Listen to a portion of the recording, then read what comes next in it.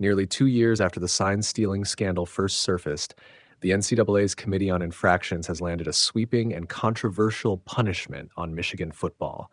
Massive financial penalties that could top $35 million, long show-cause orders for multiple former staffers, including Jim Harbaugh, and a suspension for current coach Sharon Moore, while notably stopping short of a postseason ban the committee itself called required.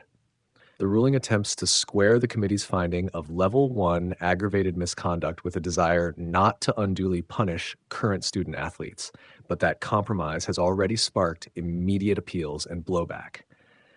The penalties are heavy and multifaceted. Michigan must forfeit an amount equivalent to the expected college football playoff revenue distributions for 2025 and 2026, roughly $6 million this year and an estimated $21 million next, pay 10% of its football budget plus a $50,000 fine, and cover the cost equivalent of 10% of the program's scholarships for 2025 to 26. On the personnel side, former head coach Jim Harbaugh drew a 10-year show cause. Former staffer Connor Stalions received 8 years. Former assistant Denard Robinson got 3 years, and Moore faces an extra game suspension plus a 2-year show cause. The program was also placed on 4 years probation and hit with recruiting restrictions and official visit reductions. The committee's public rationale is telling. Investigators deemed the violations severe enough to warrant a multi-year postseason ban under existing Figure 19-1 guidelines and classified the case as a repeat Level 1 offense, yet concluded that a postseason ban would unfairly punish current student athletes and therefore converted that core penalty into a financial equivalent. That legal and ethical balancing act, acknowledging the gravity of conduct while shielding uninvolved players, creates a new template for how major infractions may be penalized going forward. It will almost certainly be litigated on appeal. Practically, the ruling has immediate and long-term consequences. The fines represent a material budgetary hit that could constrain facility upgrades, staff payroll, and recruiting spending. Show cause penalties effectively blackball implicated coaches from the college ranks for years, curtailing careers and complicating future hires. Reputation damage is severe.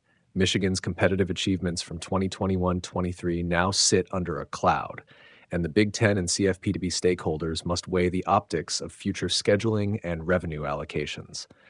But the decision raises thorny questions about consistency and deterrence. Critics will argue the conversion of a postseason ban into fines undercuts the deterrent effect of the rulebook and rewards programs with deep pockets. Proponents will counter that punishing current student athletes for past staff misconduct violates basic fairness. Either way, Michigan's planned appeal ensures this dispute won't be settled soon. The university will push back on factual findings and legal interpretations, and the case may force the NCAA to clarify how Figure 19-1 is applied in the modern, commercialized era of college sports. The immediate upshot is clear. The fallout will shape coaching mobility, institutional compliance strategies, and the NCAA's enforcement philosophy for years to come. Nearly 2 years after the first reporting on an elaborate sign-stealing operation tied to the University of Michigan, the NCAA's Committee on Infractions issued a sweeping set of sanctions Friday that punished the program financially and individually. But stopped short of a postseason ban, the panel said is required in this case.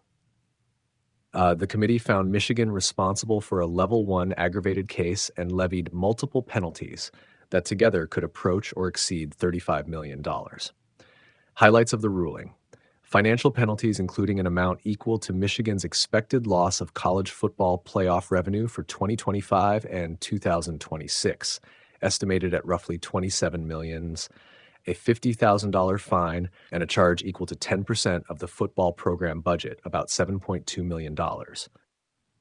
An additional fine equal to the cost of 10% of scholarships awarded to the football program for the 2025 to 26 year, more than $700,000. Personnel penalties, a 10-year show cause for former head coach Jim Harbaugh, an 8-year show cause for former staffer Connor Stalions, a 3-year show cause for former assistant Denard Robinson, and an additional game suspension for current head coach Sharon Moore, plus a 2-year show cause.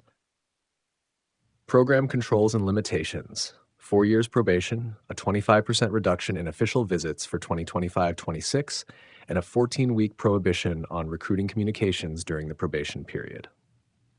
The committee explicitly said a postseason ban and scholarship reductions would be appropriate for a Level 1 aggravated case and noted Michigan's repeat violator status. But the panel declined to impose a postseason ban, explaining that the NCAA Constitution requires avoiding punishment of student athletes who were not implicated.